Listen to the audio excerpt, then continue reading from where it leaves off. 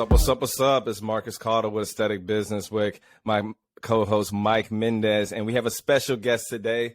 Good friend of mine is Derek Carmichael. What's up, bro? How you guys doing? Man, we're doing good, man. Thanks for having me on, bro. Yeah, we're doing good, man. Everything is doing good. We got such a monster show with a guy with so much knowledge, right? And a passion about what he does. And it's so crazy. I met Derek. I actually didn't even meet Derek. I met Derek on accident. I was actually looking for a property manager, looking on some deals in Florida, and then we came across. I was using this thing called it's an app I advise everybody to probably get. It's called Thumbnail, right? I think it's called Thumbnail, and you can just look for contractors or jobs that need to be done, around the area. And I come across this guy named Mike, right, who's looking for property management, and because I was looking for somewhere in I think it was a Winter Haven area, Yeah, So I was looking at this triplex deal, and me and Mike was going back and forth, and he was helping me out, and then my funding was not right. I forgot what it was, but the funding of the deal I was getting just wasn't right. they weren't. Yeah. It was weird. Yeah, it was super sketchy, right? So Mike, the guy that I've never met, he was like, "Hey, I got this guy named Derek. You should reach out and talk to him." And then since I've talked to Derek, I've at least talked to Derek if I say a month, I talk to Derek at least 3 or 4 times a month, out of just Sure. just for advice or whatever. And the thing, and he's an MMA guy, right? So Derek will bust you real quick. He's an MMA guy, but the fact that he's willing to help me, and we haven't even done a deal yet together. We almost did. We almost. Got a couple opportunities, man. But he's just been this guy, just as really guidance for me, and I think he has such a lot to say. And he's kept me out of some holes, and just in real estate or just investing, period. You need peers. You need people who had the experience. You need the people who's been through all the droughts of all the markets, because again, what do they say? If you haven't been through anything and through the market, you shouldn't give anybody any advice. I don't even listen to them because I don't even have the experience of anything or talk to anybody. So, all right, I'm just going to stop blowing Derek's head up, and I'm going to let Derek go ahead and explain who he is. And again, our topic today is based off of lending and brokerage, and how to get into your first deals, and what to expect. And tell them who you are, Derek. Man, who am I, bro? I'm a dad. I'm a fighter. I'm a believer. I'm a businessman. I'm a lot of things, man. But I'm a student. I like to be a sponge. I've been blessed to be able to be around mentors that I feel actually care about me. I've been able to find myself in rooms where guys are and women, men and women, are pouring into me this information that allows me to kind of maximize and leverage the things that I've been able, to do. It's funny because I look at all the things that you guys do, and I saw your Instagrams and all the different avenues that you guys have. And sometimes I think I do too much. And then I'm like, no, this is who I am. I am a fighter. I train every day, to protect myself, friends, family. Like, the world's getting crazy. We better know how to, like you said, bust the head wide open. And I'm that guy, Mm-hmm. I go shooting. And like you said, and I go and I'm walking through deals. And so I have a fun life, man. But I am passionate about these things. I am passionate about real estate. And Marquez, you kind of hit the nail on the head. I don't look to make money off of every conversation. I don't have to make money off of every conversation. If I can just bring value to my man Marquez and Mike, if I can bring value to someone who may never use my lending, they probably don't even use, lending. They got cash for days and they're buying their stuff, cash. But if I can help them structure a deal, man, just to give back, it's going to come back somewhere down the road. And so I believe in serving, bro. I'm a servant before I'm anything, man. So that's my heart, man. That's what I try to do. And honestly, I'm going to tell you right now, and I can vouch for that. I've come to him and be like, hey, I got this deal right here. And is this, and I go back and I'm like, do you think you can beat this deal? He'll be like, no. He'll tell you straight up. He'll be like, I can't beat the deal. And he'll work his ass off and be like, yo, here it is by the end of the day. Here's your approval letter, blah, blah, blah, blah, boom. But if he can't do it, he'll straight up and tell you he can't do it. And I can appreciate that so much, instead of people getting like, you will have no idea how real estate cutthroat it is. And you have, and ignorance is no excuse in this game. right? So there's no stupid questions. You gotta just nut the fuck up and just kind of humble yourself in this shit, right? Yes. I've done it. Mike's done it. Mike, what about Mike, right? Yep. You know, this place is really cutthroat, especially when a lot of people in real estate, they're making their commission based off of you working with them. I think that's a big deal. Is like it's a little that where them making the money is by how much they help you. And so when someone can help you without worrying about how much money is coming to them, I think that's really something different in real estate. Yeah. You know, I got that way because one, I don't worship it, right? And two, Mike, you just said it. You gotta realtors. Let's just talk about that avenue first, right? Because everybody's not an investor. You know what I mean? Like realtors, they live and die off their last deal. You know, so what's that saying? You're as good as your last deal. You're as good as your last whatever. Well, they might make $5,000, and then that might be their last deal for 3 months. Let's call it what it is. There's hundreds of thousands of realtors, but only a small percentage actually closing and doing deals and have a business that they run. And so, like, I had a good friend of mine, same thing, Marquez. He came. I'm like, bro, they're not looking out for your best interest. Why the hell would your agent tell you to buy something at top dollar? My first goal is to figure out from day one, if I'm just representing you on the buy side, if I'm just a buyer's agent, right? My first goal is, how cheap can I get this from Mike? How cheap can I get this from Marquez? Period. I'm not trying to spend your money. You know what I mean? Like, how cheap can I get this? Yeah, that cuts my commission. That's not what I'm worried about. Because hopefully then I'm going to list that property later. Hopefully you're going to say, hey, send your cousin to me. But I don't need to eat off of that like that. But they don't look out for people as I feel they should. My agents, as I'm training them, yo, you're last. Forget your pocket. Take care of these people and you'll get paid. You know, be cool with whatever's coming in. You know what I mean? And I think that's the mindset that people should have, but they don't, man. I get mad all the time at agents when I see them not doing the fiduciary, right? You know, we're supposed to be taking care of your client, and they don't do that.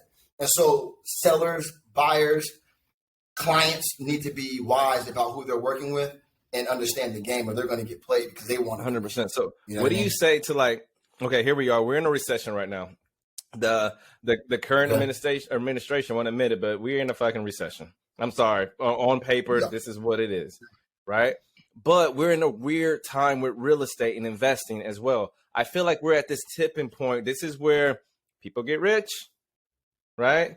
This is where where your knowledge kicks in. This is where people get rich, right? This is the turning point, right? This is the point where you like, do I get in or do I get the fuck out type of shit? And if you're going to go in, you got to go all in.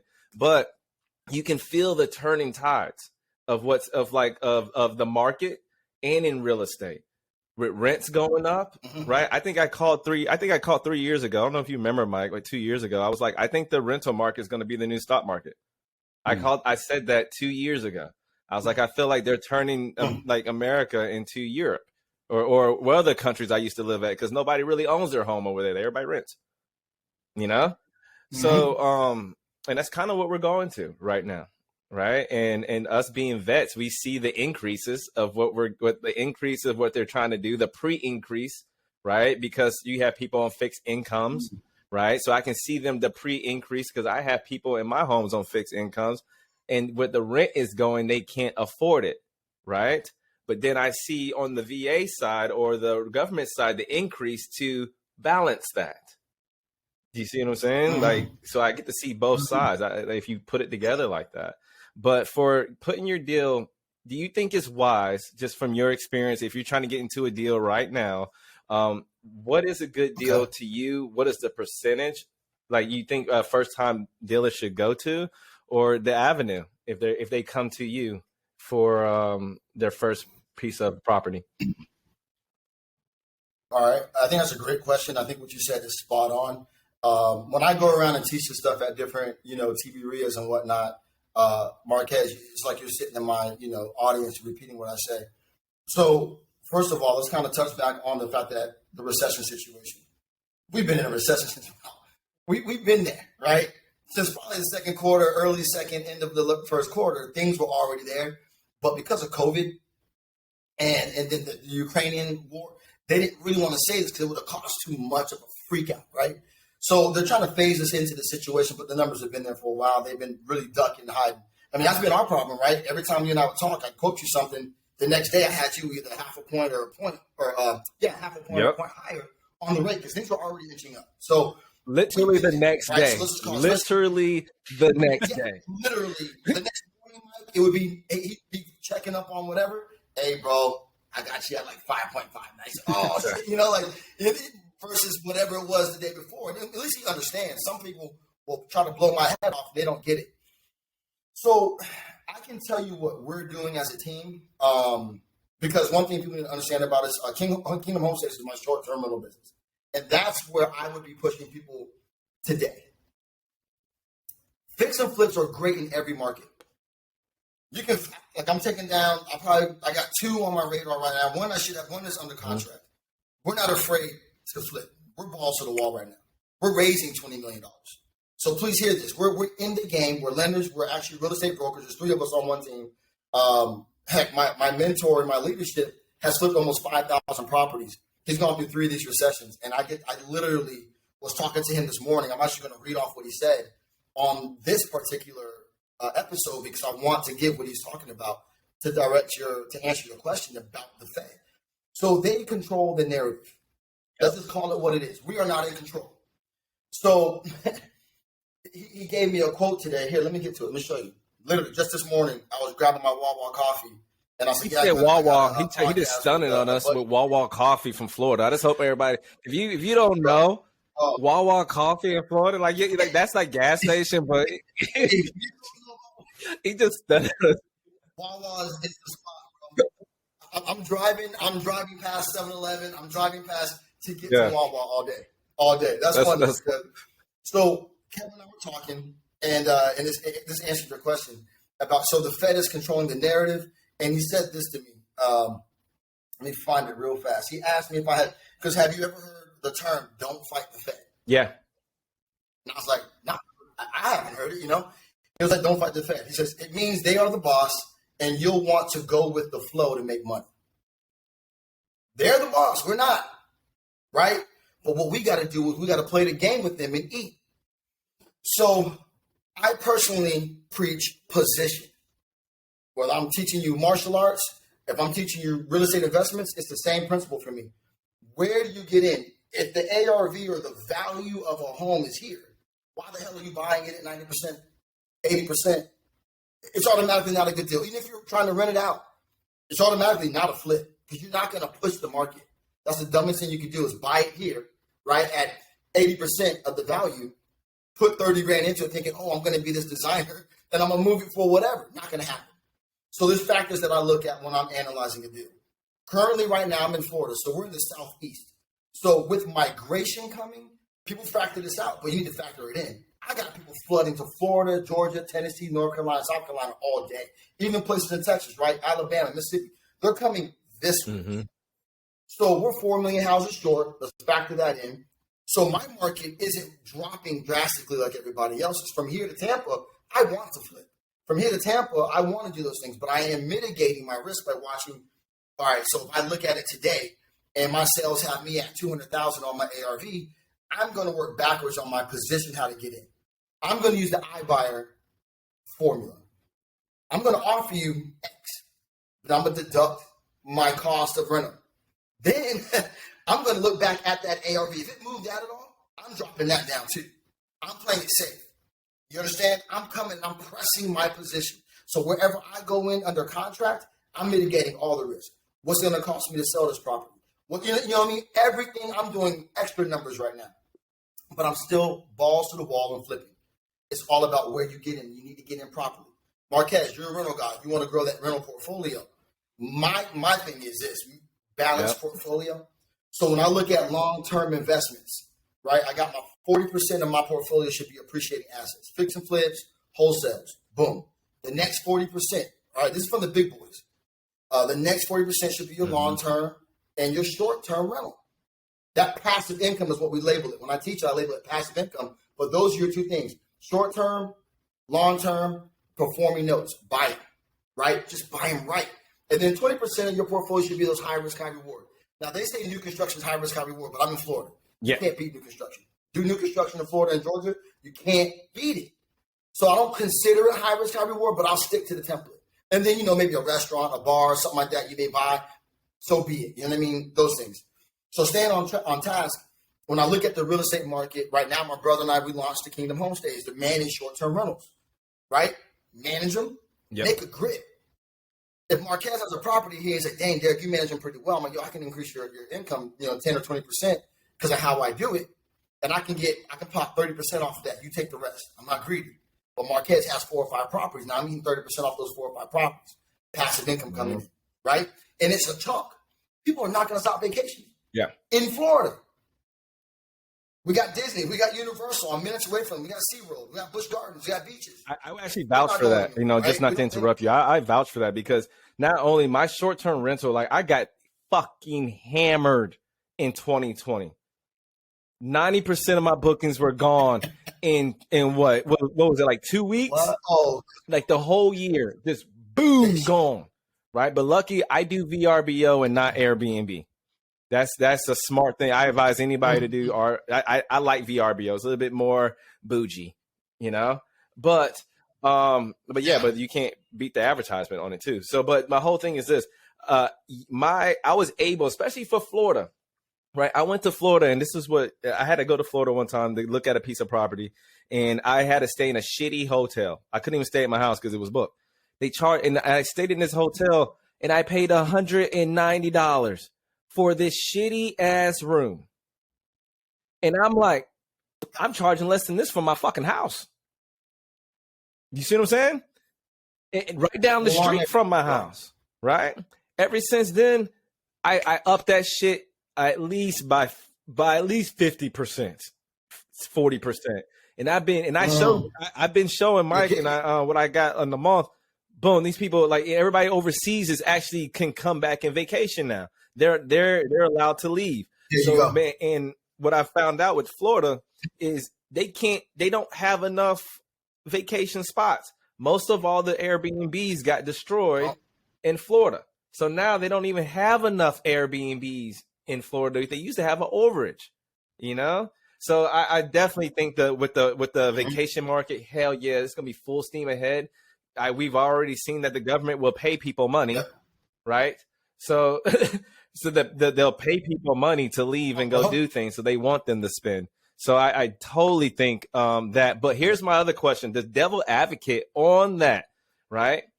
Or like, say if I was, would you say for somebody to go into the short-term rental as an experienced investor, or as of right now, like to take a step back as a new investor if they wanted to get into that vacation side? Okay, so I would say I got to plug myself, right? Get with someone like a Derek Carmichael who knows what they're doing. I don't believe in that because when I got into the market, bro, I knew zero. So I was a licensed agent. I came from timeshare and then into retail. And then I found my way into investments through actually my gym. I was teaching the class and the guy was in my class and we started talking about this hard money space and investments.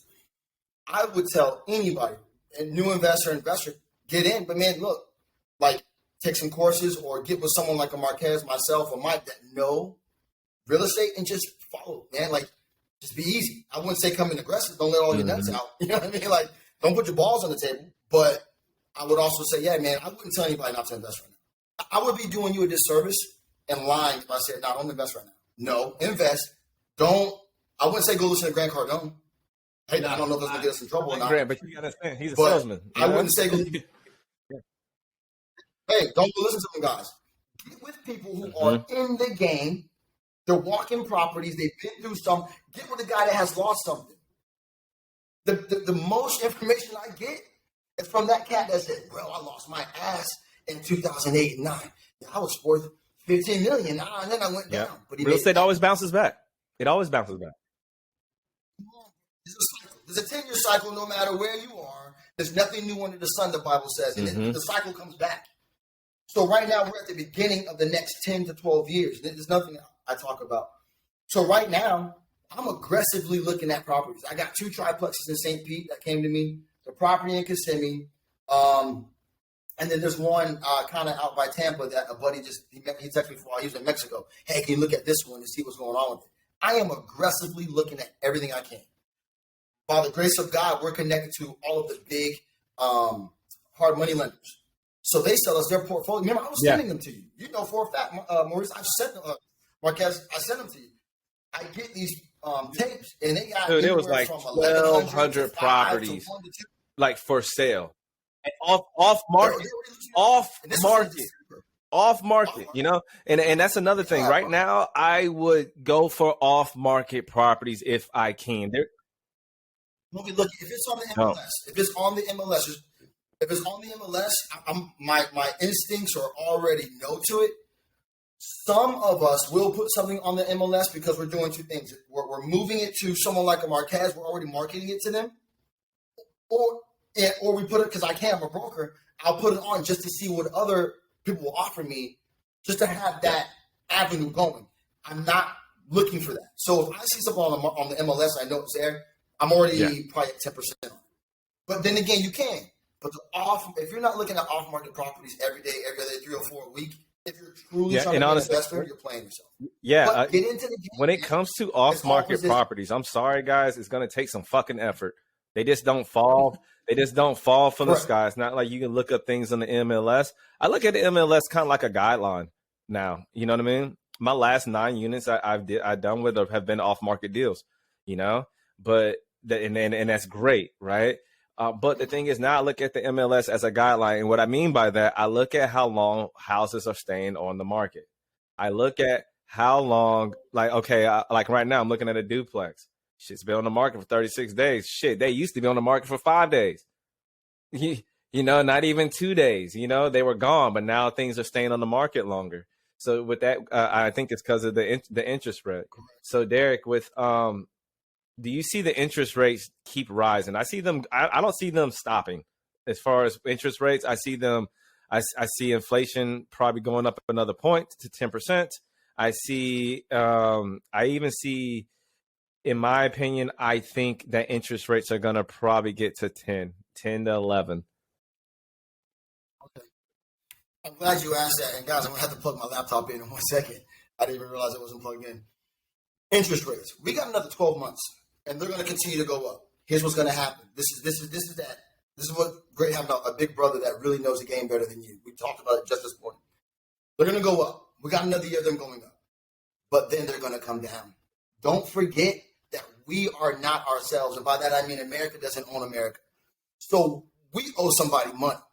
So as long as that high rate is going up and then everybody pulls back and says, oh, screw you, I'm not doing anything. Right? Now we got to go back down. I think in 12 months, we're going to start seeing the rates come back down. Are we going to be spoiled again? Because we've been spoiled. Marquez, you've been spoiled as an investor, bro. You were getting some dope-ass rates, and you know it. You were damn near retail, man. He was coming to me. I'm like, damn, who you kissing over there, bro? You must got the hook up, man. Like, what you got going on? Because you were getting some – but we all were, right? We were all pushing some really great rates as investors. Understand, folks that are listening, you have retail rates, then you have the secondary market rates. When investors can buy consistently, come to me all day and get money for a long-term rental at 4%, 3.7. I was closing at 3.75. A lot. If you had a 715 or higher credit score back in November and December, you know, and even better rates kind of, back in the October time. Man, the October time was ridiculous. You don't need retail. You don't need retail.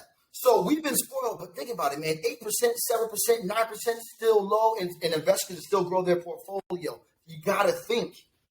You can't do that at the bank. Marquez cannot, I'm not putting you out there.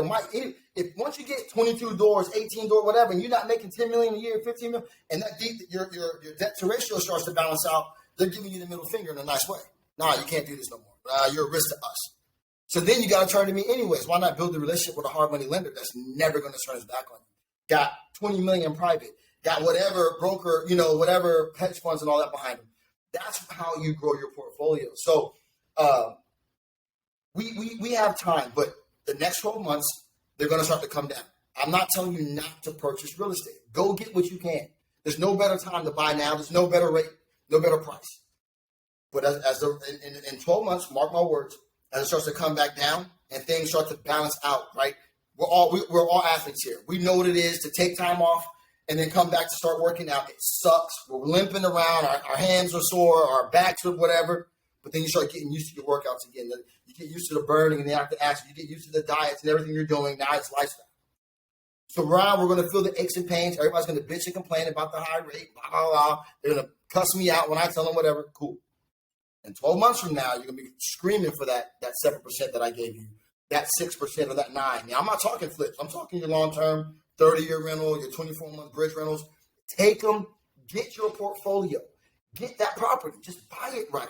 Because when the market shifts 12 to 15 months, go refi.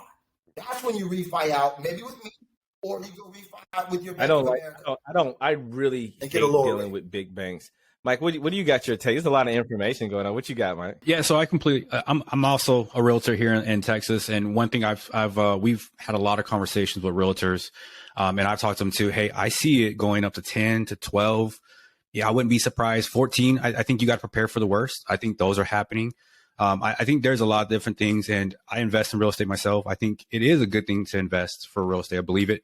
And one thing I like that you said a lot was you people have that been around. I think that's kind of the key thing. We get into the whole point where we think that if you were into real estate, you're going to die off. But there were people who didn't survive it. And there are people who came out limping, but they got stronger and they got their lessons learned.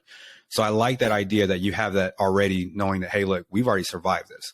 I think once people know that a recession is supposed to happen every 5 to 7 years, it kind of changes your perception that, hey, this is the normal cycle of our economy. It's good for us to go through these ones. And more importantly, if you plan for it, man, like I told, Marcus and I already had this conversation. My goal is to add another comma and a couple zeros to my net worth because we're preparing for this. So as you're speaking this, I think this is really good information. One thing I would like to ask you is, you're working with these people. What does it take for someone who wants to deal with you? Like, how much money do they need? What kind of experience? Or how soon should they be ready to invest before they start talking to you? Man, what a great question. And this is another thing that I'm passionate about is we actually have an angel program. First of all, you can just call us up and we'll mentor you from A to Z.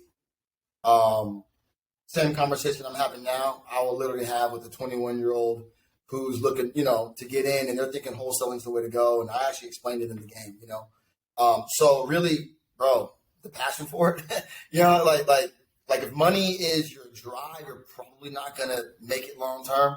But if you got a passion for it, I'm a dad, single dad. My heart is to leave a legacy to my children, and it's not just a financial thing. But when you know what I mean, there's just so much information and knowledge that I don't want to pour out to you if you're just chasing the dollar, because you're not going to be loyal to me. Like Marquez, how many kids do you have, bro? I have two biological, and I got 3 steps from my marriage. I'm divorced, but those are still my babies. So I got 5. And I think about that when I'm having these conversations. You know what I mean? And so for everybody that I meet, like my daughter, I'm looking at my daughter right now in the picture, you know what I mean? And that's what I want to hear from a male or female. What are you trying to do? I came from, man, look, Mom Dukes was single mom, grinding, working as a teacher. She kept, she busted my head, she did her thing and I owe her, So our brother and I, our goal and is to leave something. So when I get with people, I want to give you as much as I can. Yeah. I've received freely. So I got to freely give it back. That's the word, like freely you receive, so freely give. And so I literally, man, to answer your question, call me up, hit me on the email, like, say, hey, Derek, I've been interested. I've been scared. I was once there, bro. I remember being on YouTube in 2015. So going from timeshare and like the sizzle and the sell and the boxing and the closing, making what I call drug money, to crossing over to retail, it's 2 different worlds. Growing up in the hood, and then there's growing up wealthy. And it's 2 different worlds. It's not the same thing. It is not. So it was like, I was like a Ferrari on a go-kart track. I can sell, I can do this, I can do that, but you don't do that in retail. In retail. Hey, Mike, do you and your wife like this home? No, I can't box and close you on buying something you don't like. I'm not going to do that. So I wasn't happy. And then but my heart was always like, man, I'd like to see houses that went from crap to like, whoa, that's a gem. It's beautiful. You know what I mean? That crap house, that boo-boo, and you just make it look good. And I like to see that. I like to see the older homes get, revamped. And so my heart started getting pulled to investments. And so I remember being scared. I had a license. I would say I had access to money that I didn't know I had access to back then. But everybody says that. Everybody says that. I always take the Grant Cardone. I'm just going to quote his thing. I know you. Yeah, I take Grant at doses, right? Shout out to Grant, like no harm, painted, no foul. Anyway, but he says I say this all the time. I wish I borrowed more money. Like straight the fuck up, and the thing is like we're so conditioned because I come from shit dirt roads and nothing, so Yeah. and what we're taught is to get your money, put it basically under a mattress and save it for a fucking rainy day. Correct. But that ain't really supposed to be. Right? I wish when I first started off investing, I borrowed a ton more fucking money. But guess what? Those days are fucking over. That free money shit is over. Me getting a 2.25 on a mortgage is never happening again. So ate it up while you had a so I'm gonna just do some couple points here, and just of what Mike and Derek said, and just going back on just the recession and stuff like that. And we do go through a cycle all the time. And I knew we were going through a cycle, but you have to position yourself you have to position yourself in this shit, right? And the thing is, the market will give you the opportunities to position yourself, but you got to stop being distracted. For example, when this whole 2020 shit hit, right? These people are so smart. First, they sent out the forbearances. Just so you know, if you took one, you could not re-qualify for it. You could not refi. It automatically took you out of refiing, disqualification, right? So they knew that. That cut off a chunk of the people. But if you were smart and didn't do that, and you refied when these rates were crazy low, 2.5, 3 point something, I positioned myself in all my stuff refinance to all the lowest rates during that time, right? And now I position myself for the recession. It doesn't matter how low. I could put my rates on my rental so low and still cash flow, right? And still fucking cash flow because I'm back in 2019 rates. You know what I mean? So you took advantage of it. 100%. So that's what it is. But here's my other thing. Can you explain to people what a bridge loan is? Absolutely. So, and the bridge loan, to you investors that don't know, it is your best friend. It is how you're going to build wealth. A bridge loan is simple. It's either a 12-month term or a 24-month term. That's it. You're going to have a high rate. You're going to have a decent LTV, right, which is loan to value. Right now, they're coming down. Right now, you're probably at more of a 20% down on a fix and flip.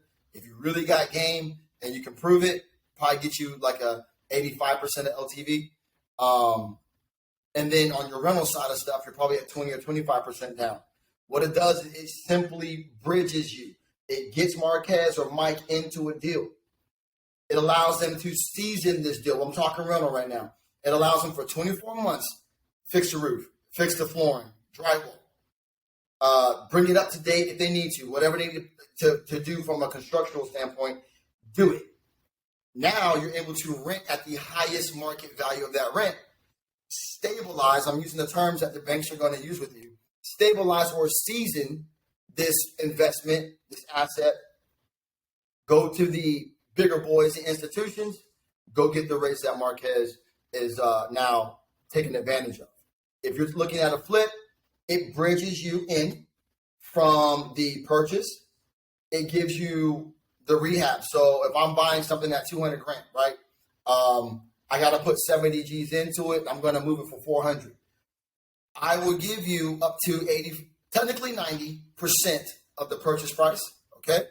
100% of the rehab. Mm-hmm. So if it's 75,000, I'm going to put that in escrow. We repeat that again. 100%. 100% of the rehab. God damn it. Some people just scared money doesn't fucking make money, right? It's leveraging. Go ahead. Yeah. You got one thing I want to give hats off to you, Marquez. One thing I've said to our boy Mike, which is my boy Mike, not this Mike, but the other Mike, is I say, yo, Marquez, bro, he got some big nuts, bro. He's out here hand. Like, I think when we first started talking, my dude came to me, I think once a week with a new deal. Hey, D, what about this one? Well, we literally were like we're best friends in days because I felt like we were talking all the time. When I met him in person, I swore I knew the dude. We've never shaken hands. But he's got balls, man. He's going. He's doing it. One thing about this guy, he's like my older brother. He just does it. Like, we talked. Next day he had a deal. Then he had this one. He had that one. We fishing through it. So you want to do that, but the money's there to help you leverage. And what the bridge loan does, and understand this, it mitigates your risk. Don't get mad at me if I don't give you the LTV you want, because I'm helping. Not only am I protecting myself, I always have more invested in any deal than any investor. Because remember, if I'm giving you 80, 60, 70% of something, you're only putting in a difference. Yeah. So who's at risk? It's always us. So I'm gonna look over your. Matter of fact, I'm gonna say move, and I'm gonna underwrite that deal and make sure it's a good deal for you. If I'm telling you don't do that deal, because I wouldn't do it. Don't touch it. I'm not gonna lose your money. Why? I want to take care of you. So when you have a hard money lender, understand these things. The bridge loan is there for you to make money. But if we're telling you something, believe it, bro. We do it every day. You may do it once a month. I do it 3 or 4 deals a day. I analyze. So if I'm saying run from this deal, run. But that's what a bridge loan is. It helps you get in, helps you keep money in your pocket to go do another deal. Remember, I eat a little bit off those points. And so I want you to do 5 deals at one time with me. So I want to preserve you as much as possible. If I talk from a selfish standpoint, right? If you look at it from what's Derek's catch? Well, I make more money the more deals you do. Matter of fact, I make more money the more LTV I give you. So if I'm not giving you the LTV that you're pleased with because you want to keep money in your pocket, it's because the deal don't work. I'm giving you the structure that not only is going to work, it's going to make you money. You're not going to lose your money. And so that's a bridge loan. You get in, you get it done, you get out. There's a 12-month bridge loan and a 24-month bridge loan. And then you want to use those like a rifle and a pistol. You know what I mean? Like you got your rifle for your long range stuff, right? Or like close quarter combat, correct? So those little fix and flips, or maybe your rental that needs 20 grand, utilize my 12-month rent, my 12 term, the 12-month bridge loan to get in, get the rehab, get it done, we refi you out into a 30-year note, you're running. Yep. That's what it's for. Then you got to learn how to use it. Okay, my rifle's all out. I can't do that. I got to pull my pistol. Well, here's how you use it. You got to get guys that know how to finagle the game too, that know how to use these things. I may say, hey, no, go with the 24-month bridge because here's why. Use your own capital on this. Here's why. And then we'll refi you later, and I'll save you money on this end. We know how to really get creative.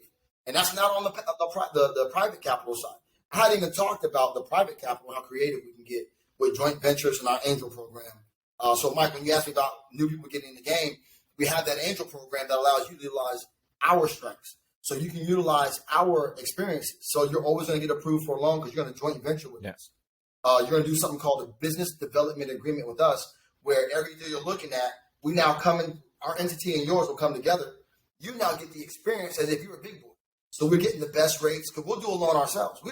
Some deals we don't even go all cash. We use it, right? So now you're getting the best rates, best terms on our experience. And now you get to get hands-on. Go lay the tile with the guys. Here's why I did this. Here's why I did that. And you're learning from the big boys. And that's how we play the game. Yeah, and I would piggyback. And Derek's always trying to get me to get into flips, you know. He's like, dude, every time he's like, y'all, you're beasting out. Everything's good. He goes, but you're missing these fucking flips, right? He's like 2 or 3, even 4 a year, you know. And honestly, I've been thinking about that for a very long time. But I'm like, every time, like, he's like, yo, I am missing this out of my portfolio. Man, if I had like 2 or 3 flips and just had like 30, 25, 40K hitting my account every 4 months on top of like, oh yeah, I forgot I was doing this deal. So, but he has talked to me about this angel program, and I am gonna get into it, just so I can start flipping more, you know, because I am a big, you know, leverage guy, you know, but I leverage smart, you know. So, you know, to piggyback off that, Marquez, and to kind of explain it to people why I push anyone that calls me, they have, you know, once you hit about 5 or 7 doors, okay, I'm going to try to explain this without getting off track. So remember, when you're buying rentals, you're only going to get 1,500 coming in, you know, 1,100, whatever the rent is coming in. And you want to do that a bunch of times, so it stacks up to 10 grand, it stacks up to 20 grand, it stacks up to 7 grand, whatever that number is. You're trying to exceed your expenses every month. When you're doing these rentals, your game is, okay, I want to get passive income. I don't want to have to work for it. That's one. You got the equity in the home. That's the second part to it, right?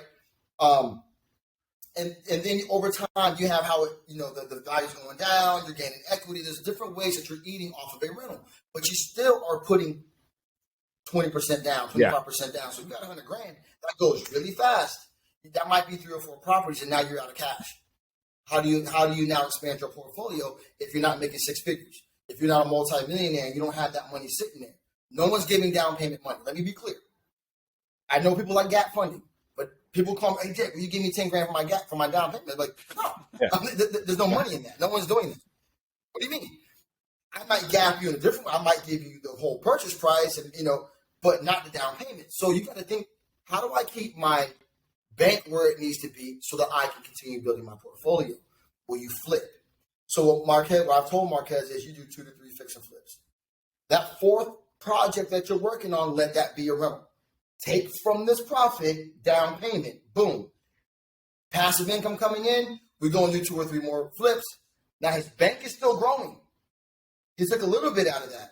He's now growing his fund. And that's a whole other conversation, Marquez, that we need to have about that banking situation, bro. I just we can't not tell them. We can't not tell them. So guys, so now, right? So look what he did. He made, let's just for sake of numbers, let's just talk stupid numbers. He made 20 grand a flip. So he did 3. He's got 60 G's in the bank. Let's say he takes down 20% of that. Let's say he takes 30 grand out of that. Puts it on a dope triplex in Texas. He's got 3 checks coming to him every month, right? He's down to 60 G's. 3 more flips. He makes 60 more grand. He exceeded where he was. Mm-hmm. Correct? He made more money. Another rental. More money coming in. Now he's slowly coming up.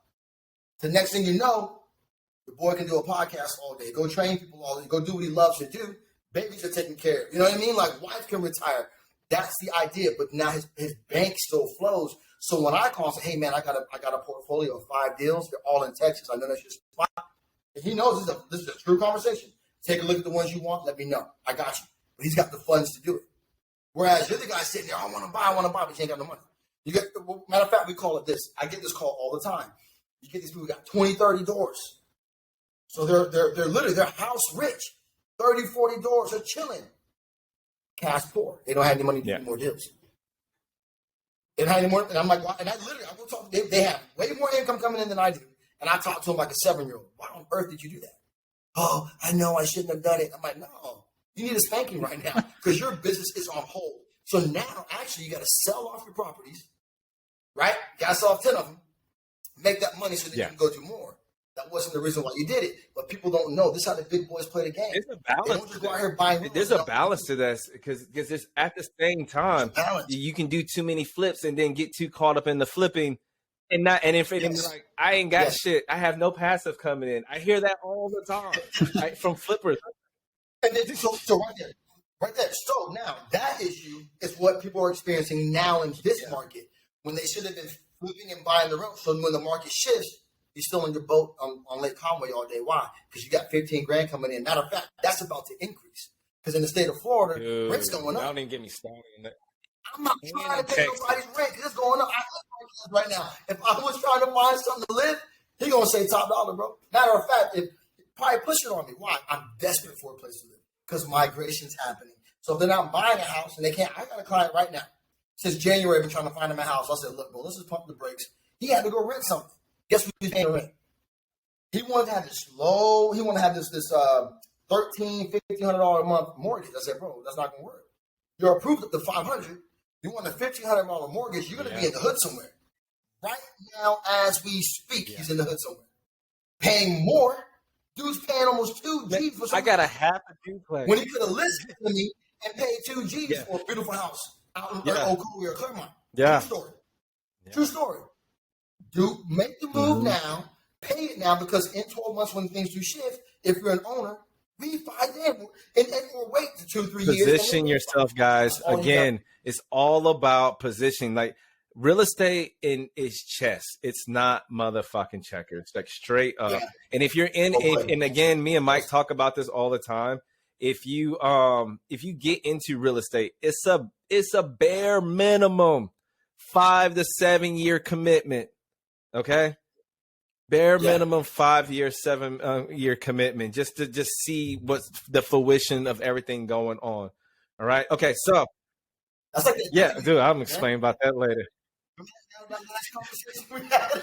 Oh man, I've been having some crazy deals. But okay, we're gonna wrap this up with Derek right now. We appreciate him coming on. We're definitely gonna have him back on, explain a lot more things, especially with the long side and especially we'll talk about the recession, what's going on, what to expect, and how to navigate through this stuff. And Mike, you have anything? No, I think it was really good. Like I said, it was a lot of information. I think people can take a lot from it.